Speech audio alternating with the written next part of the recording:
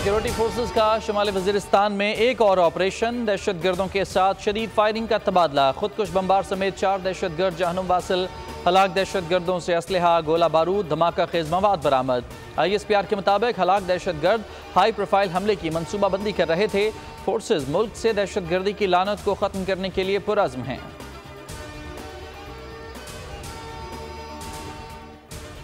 Election लड़ने के लिए जो अहलियत बयान की गई, कायदे आज़म होते तो वो भी नाअहल हो जाते। चीफ जस्टिस काजी फाइज़ ईसा के ताहियात नाअहली केस में रिमार्क्स। अच्छे किरदार के बारे में क्या वो जजेस फैसला करेंगे जो खुद इंसान हैं? असल आइन में ये शिकें मौजूद नहीं तो किसने डाली? हुकूमत ने नाअहली की मुद्दत 5 साल तक करने की तायीद कर दी।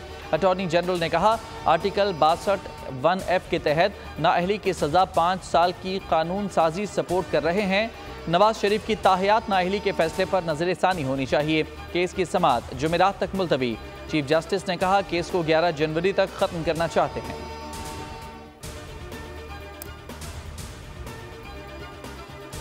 ओलंपिक क्वालिफायर इवेंट के लिए 18 रुकनी कौमी हॉकी टीम का ऐलान।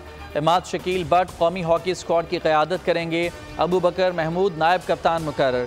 इवेंट 15 से 21 जनवरी तक ओमान में खेला जाएगा। खिलाड़ियों में अरबाज अहमद, मोहम्मद अब्दुल्ला, सुफियान खान, मुर्तज़ा याकूब, अब्दुल मन्नान, अकील अहमद, मोइन, शकील, सलमान रज़ाक, अब्दुल हन्नान शाहिद, रज़नफर अली, अब्दुल रहमान जूनियर, ज़करिया हयात, राना अब्दुल वहीद, अशरफ और अरशद लियाकत शामिल।